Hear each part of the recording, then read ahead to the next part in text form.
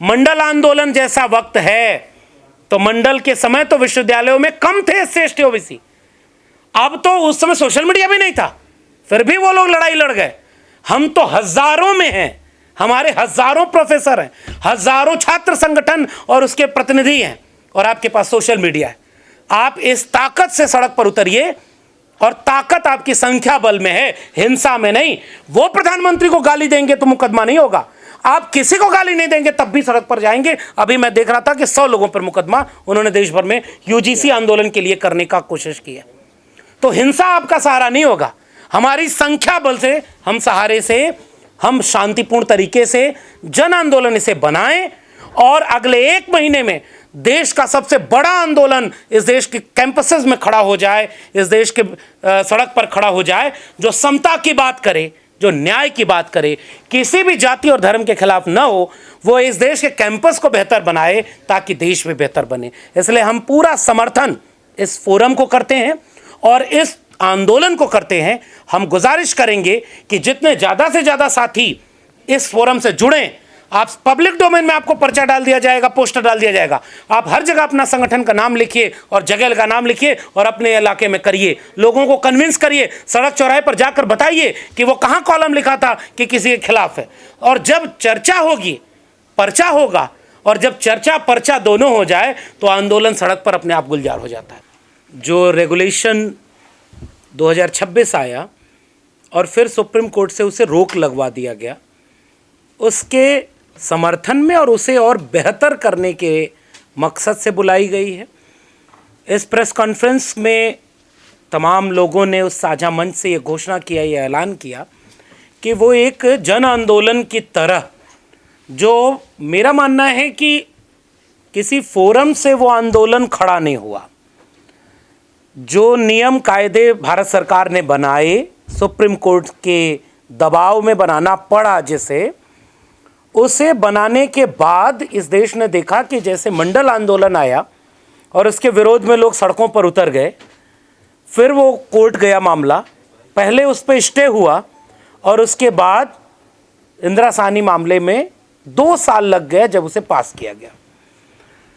शायद हमने अपनी आंखों से मंडल आंदोलन के उस दौर को नहीं देखा, लेकिन हमने यूजीसी के इस रेगुलेशन के बहाने इस दौर को देखा जिसमें साफ तौर पर प्रवृत्ति विरोध की उसी तरह की थी, लोग भी उसी सोच के थे, और कोर्ट का सहारा लेकर के इसे रुकवा दिया गया। इस देश में जब रोस्टर आता है, 13 पॉइंट बनेगा, डिपार्टमेंट एज ए यूनिट बनेगा, तो भी सुप्रीम कोर्ट और कोर्ट के जरिए उसके बहाने आता है। इस देश में जब SC ST atrocity prevention act पर संशोधन का सवाल आता है तो वो भी कोर्ट के बहाने आता है। इस देश में जब यूजीसी रेगुलेशन पर रोक लगानी है तो कोर्ट ने रोक लगा दी, लेकिन ईडब्ल्यूएस आरक्षण पर कोर्ट ने रोक नहीं लगाई। सुनवाई भी कई महीनों बाद हुई थी, और इस मामले में हमने देखा सुनवाई कुछ ही हफ्ते के भीतर हो गई और पहली ही सुनवाई पर इसे रोक लगा लिया था। एसआईआर पर आज तक सुनवाई हो रही है, रोक नहीं लगी, सुनवाई चल रही है। सड़क पर कुछ लोग उतरते हैं, विरोध करते हैं, दबाव बनाते हैं, और जिस तर्क से वो दबाव बनाते हैं वो तर्क जीत जाता है कोर्ट में जाकर के। टेलीविजन चैनल लगातार उसे दिखाता है गोया पूरा भारत सड़क पर उतर गया था। हमारे पूर्व के साथी ने बिल्कुल ठीक कहा कि 5 लोग थे तो 500 बना के दिखाया, और अब 500 लोग खड़े हैं तो 5 भी नजर नहीं आ रहे हैं उसी टेलीविजन मीडिया को। ये रिश्ता क्या कहलाता है, इस पर देश में अब एक मंथन चल रहा है। मंथन इस बात का चल रहा है कि अगर एससी एसटी ओबीसी के हक अधिकार के लिए, उनके खिलाफ होने वाले जातिगत उत्पीड़न को रोकने के लिए, विश्वविद्यालयों को जातिगत उत्पीड़न से मुक्त कराने के लिए अगर कोई भी प्रावधान बनेगा तो उसे मीडिया नहीं दिखाएगी और कोर्ट उसे रोक देगा। और सरकार की साजिश ये होगी कि वो प्रावधान ही इतना लचीला बनाए जो रुक जाए। तो एक बड़ी साजिश इस देश में चल रही है जिसके खिलाफ अपने आप किसी संगठन ने अपील नहीं की, एक संगठन ने, किसी दल ने अपील नहीं की। इस देश के SC ST OBC और खासकर सोशलिज्म में, सेकुलरिज्म में और भारत के संविधान में यकीन रखने वाले सड़क पर उतर गए और वो आंदोलन अपने आप चलने लगा। किसी विश्वविद्यालय में किसी दिन प्रोटेस्ट होती है, किसी दूसरे विश्वविद्यालय में कोई ज्ञापन देने चला गया, कहीं आम लोग सड़कों पर उतर गए और लगातार एक जन आंदोलन में पूरा देश धीरे धीरे चला गया।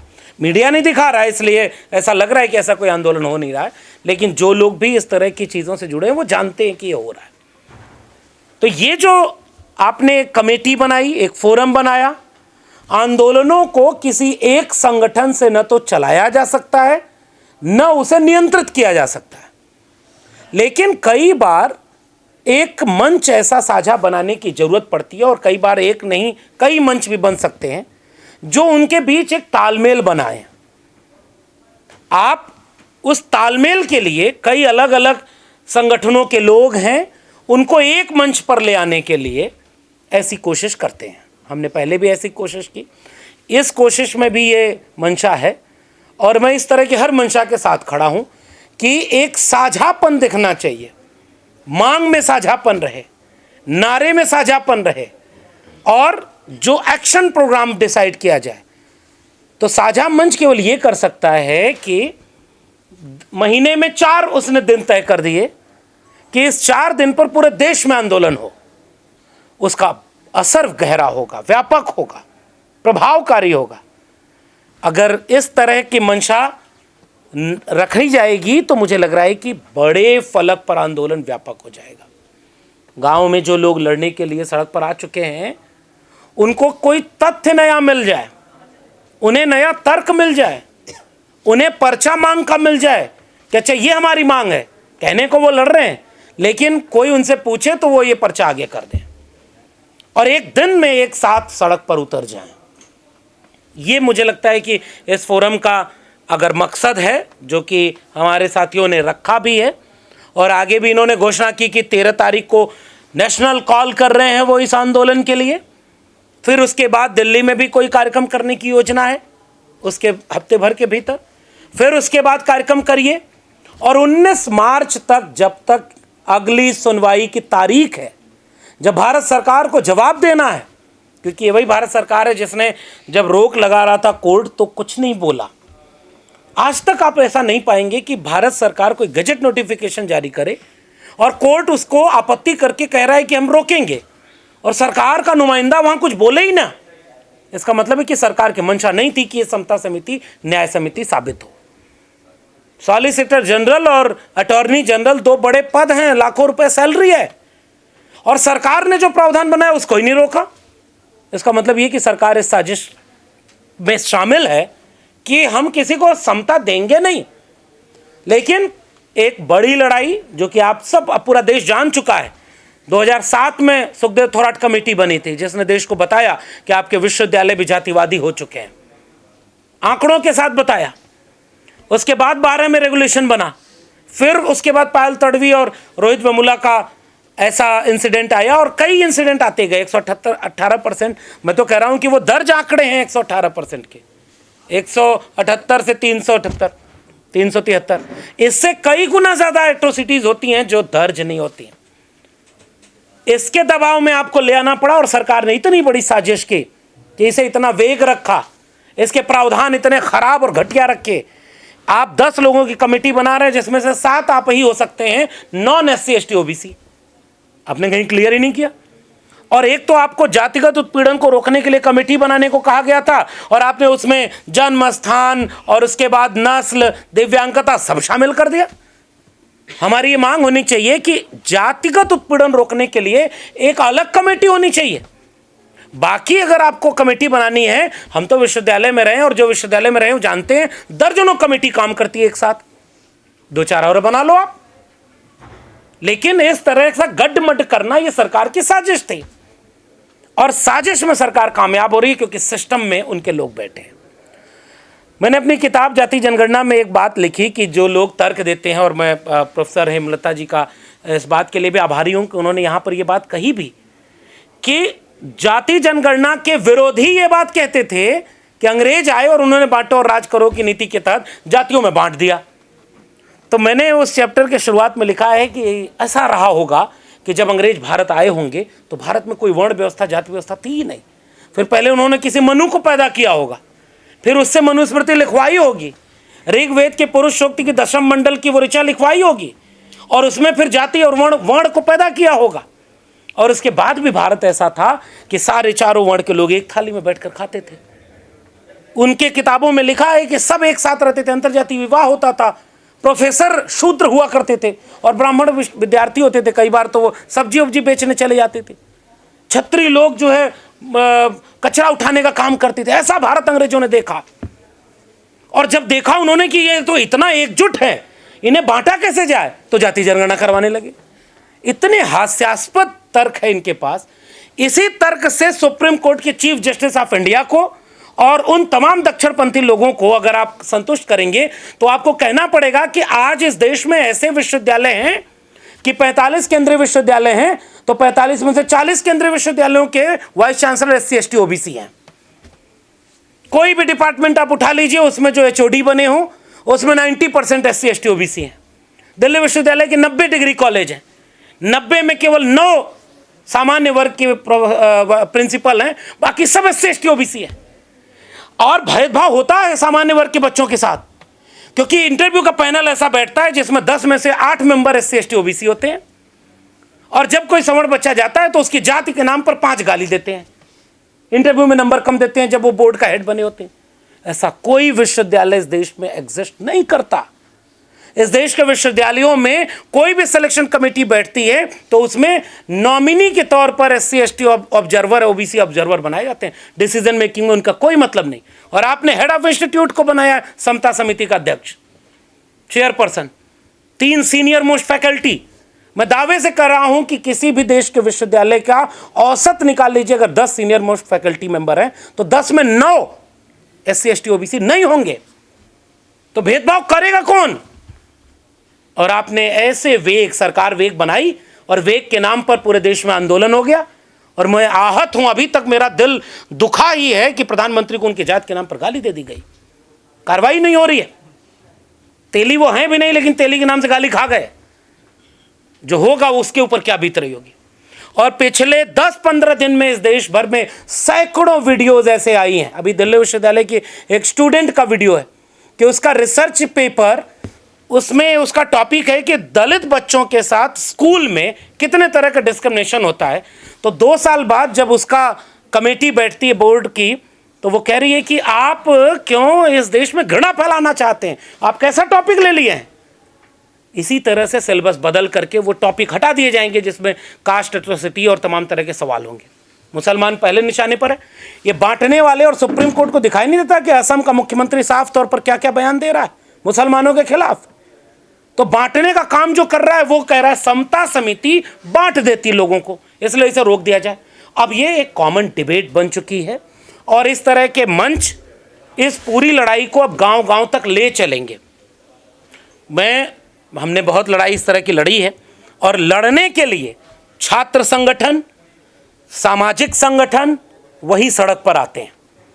और मैं इस बात की बधाई देना चाहता हूं देश भर के उन तमाम हजारों नौजवानों को जो सड़क पर उतर करके इसका विरोध करना शुरू कर दिए। टेलीविजन चैनल न कभी कल आपको दिखाया था, न आज दिखा रहा है और न कल दिखाएगा। ये सोशल मीडिया प्लेटफॉर्म आपके हैं। तो उन तमाम छात्र संगठनों को मेरी गुजारिश रहेगी कि साझापन के साथ न्यूनतम सहमति पर अधिकतम एकजुटता बना करके जो कॉमन कॉल दी जाए उसमें शामिल हो जाइए। और जब आप ऐसा करेंगे तो ये एक व्यापक जन आंदोलन शामिल होगा। और इस जन आंदोलन में हम ये सवाल करेंगे कि समता तब तक नहीं आएगी जब तक बैकलॉग यूनिवर्सिटीज का नहीं भरा जाएगा। समता तब तक नहीं आएगी जब तक देश के SC ST OBC प्रोफेसर और वाइस चांसलर नहीं होंगे। आपने बैकलॉग खत्म कर दिया, EWS का बैकलॉग लागू कर दिया था, आपने शॉर्ट फॉल को खत्म कर दिया, आप NFS करते हो। तो ये मांग पत्र मेरा सुझाव है कि जब ये जाए तो अगर इसमें पहला आपने नियम बनाया कि UGC रेगुलेशन 2026 को और सख्त और स्पष्ट करके तुरंत लागू किया जाए, तो दूसरा ही आप इसमें मांग रखिए कि जाति जनगणना करा करके इस देश भर के कैंपसेस को जितनी जिसकी संख्या भारी उसकी उतनी हिस्सेदारी के हिसाब से बैकलॉग भर करके एनएफएस रोक करके और शॉर्टफॉल लागू करा करके उनकी हिस्सेदारी दी जाए। और तीसरी मांग इसमें शामिल किया जाए कि रोहित एक्ट, इस पर बिल्कुल ठीक कहा आपने कि और लोगों से राय मशवरा करके और बेहतर एक्ट कैसे बने उसके लिए इस मांग में शामिल कर लिया जाए। लेकिन जब आखिरी बात कि जब आप लड़ाई लड़ने जाएंगे तो हमले होंगे, जैसे एक हमला भी जवाहरलाल नेहरू विश्वविद्यालय छात्र संघ के ऊपर हुआ है। हम इस मंच के माध्यम से उन हुक्मरानों को इस बात का इशारा करना चाहते हैं कि जो चाहते हैं कि जो लड़ने वाला है उसके ऊपर मुकदमा कर दो, उसको रेस्ट्रिकेट कर दो, उस छात्र संघ को रोक दो, तो लड़ाई नहीं रुकती। असल में उन्हें यह पता नहीं कि अगर आप इतना, जब आंदोलन के लिए कॉल हुआ था, आप देखिए किस दिन यह फरमान आता है, जिस दिन दिल्ली विश्वविद्यालय में प्रोटेस्ट था, जिस दिन जवाहरलाल नेहरू विश्वविद्यालय में मशाल जुलूस इस मामले पर निकाला जाने वाला था, उसके चंद घंटों के पहले चुने हुए चारों प्रतिनिधियों को रेस्ट्रिकेट कर दिया गया। कैंपस में अभी वो लागू तो नहीं है लेकिन सबको हटा दिया गया, कोई लड़ाई न बढ़ जाए। क्योंकि छात्र जब लड़ते हैं तो वो सत्ता के लिए भारी पड़ता है। तो विश्वविद्यालय को बदनाम करने वाले, विश्वविद्यालयों को तमाम तरह से कैप्चर करने वाले टारगेट करते हैं कि जो सबसे मजबूती से लड़े उन्हीं के ऊपर हमला कर दो। हम उस हमले की भी यहाँ से कड़ी निंदा करते हैं, रक्षा मंत्री वाली कड़ी निंदा नहीं। हम वाकई इस बात की निंदा करते हैं कि हम जितने भी लोगों के ऊपर, चाहे वो इलाहाबाद विश्वविद्यालय में हमला, फिजिकल हमला हो या छात्र संघ के ऊपर जवाहरलाल नेहरू विश्वविद्यालय में हमला हो, इन तमाम सवालों को एक साथ शामिल करके एक बड़ी लड़ाई को लड़ेंगे। और आखिरी बात कि जब महात्मा फूले ने किताब लिखी है जो गुलामगिरी की भूमिका में उन्होंने लिखा है कि हथेली से सूरज नहीं ढका जा सकता। तो सूरज को ढकने का जिन लोगों को भ्रम हो, उनकी हथेलियां बहुत हो सकती हैं, ईडी सीबीआई हो सकती है, मीडिया हो सकती है, जुडिशरी हो सकती है, लेकिन सच और हक हमारे साथ है। और हमारी लड़ाई हक के लिए, सम्मान की है, समता और न्याय की है। इसलिए ये लड़ाई किसी एक व्यक्ति की नहीं है, ये एक संगठन की नहीं है। मैं पूरे देश के लोगों से गुजारिश करता हूं, जहां जहां आप इस तरह की कमेटी बना सकते हैं आप बनाइए और आप इस आंदोलन को खुद लड़िए। जब कुछ कम लोग लड़ेंगे तो निशाने पर लिए जाएंगे। जब पूरी ताकत से इस देश का बहुजन समाज और संविधान में यकीन रखने वाला समाज सड़कों पर उतर जाएगा तो तुम कितने लोगों को रोकोगे। इसी ऐलान के साथ कि जहां जहां आप जिस पार्टी, जिस झंडा बैनर को लेकर के कर सकते हैं करिए। इस फोरम ने जो ऐलान किया साझा तारीखों का, चाहे वो 13 तारीख का हो, चाहे वो 17 तारीख को कोई कार्यक्रम हो, फिर अगले उसके बाद फरवरी के लास्ट में हो, 19 फरवरी तक, मेरी 19 मार्च तक, इतना मेरा निवेदन है पूरे देश के लोगों से कि 19 मार्च तक आपका आंदोलन इतना मजबूत हो जाए कि भारत सरकार जब सुप्रीम कोर्ट में खड़े होकर के अपनी सफाई दे रही हो तो वो फिर कोई धूर्तता या चालाकी न करे कि जिस पॉइंट 3.1 में है कि जहां SC ST OBC लिखा है उसमें जनरल कैटेगरी को भी शामिल कर दे। वो हो सकता है ऐसा कर देंगे, या हो सकता है उस क्लॉज को ही हटा दें। इस तरह की कोई भी साजिश हो तब तक ये आंदोलन इतना मजबूत हो जाए कि वो इस तरह की कोई साजिश न कर सकें और ये UGC रेगुलेशन और मजबूती से लागू हो और इसे जन आंदोलन बनाया जाए। मंडल आंदोलन जैसा वक्त है तो मंडल के समय तो विश्वविद्यालयों में कम थे SC ST OBC, अब तो उस समय सोशल मीडिया भी नहीं था, फिर भी वो लोग लड़ाई लड़ गए। हम तो हजारों में हैं, हमारे हजारों प्रोफेसर हैं, हजारों छात्र संगठन और उसके प्रतिनिधि हैं, और आपके पास सोशल मीडिया है। आप इस ताकत से सड़क पर उतरिए और ताकत आपकी संख्या बल में है, हिंसा में नहीं। वो प्रधानमंत्री को गाली देंगे तो मुकदमा नहीं होगा, आप किसी को गाली नहीं देंगे तब भी सड़क पर जाएंगे। अभी मैं देख रहा था कि 100 लोगों पर मुकदमा उन्होंने देश भर में UGC आंदोलन के लिए करने का कोशिश की है। तो हिंसा आपका सहारा नहीं होगा, हमारी संख्या बल से, हम सहारे से, हम शांतिपूर्ण तरीके से जन आंदोलन इसे बनाएं और अगले 1 महीने में देश का सबसे बड़ा आंदोलन इस देश के कैंपसेस में खड़ा हो जाए, इस देश के सड़क पर खड़ा हो जाए, जो समता की बात करे, जो न्याय की बात करे, किसी भी जाति और धर्म के खिलाफ न हो, वो इस देश के कैंपस को बेहतर बनाए ताकि देश में बेहतर बने। इसलिए हम पूरा समर्थन इस फोरम को करते हैं और इस आंदोलन को करते हैं। हम गुजारिश करेंगे कि जितने ज़्यादा से ज़्यादा साथी इस फोरम से जुड़ें, आप पब्लिक डोमेन में आपको पर्चा डाल दिया जाएगा, पोस्टर डाल दिया जाएगा, आप हर जगह अपना संगठन का नाम लिखिए और जगह का नाम लिखिए और अपने इलाके में करिए, लोगों को कन्विंस करिए, सड़क चौराहे पर जाकर बताइए कि वो कहाँ कॉलम लिखा था कि किसी के खिलाफ है। और जब चर्चा होगी, पर्चा होगा, और जब चर्चा पर्चा दोनों हो जाए तो आंदोलन सड़क पर अपने आप गुलजार हो जाता है। तो इसलिए मैं इस पूरे आंदोलन को समर्थन देते हुए हम इस लड़ाई को लड़ने का ऐलान करते हैं और तब तक इसे आंदोलन के रूप में और मजबूत करेंगे जब तक हम जीत न जाएं। बहुत धन्यवाद।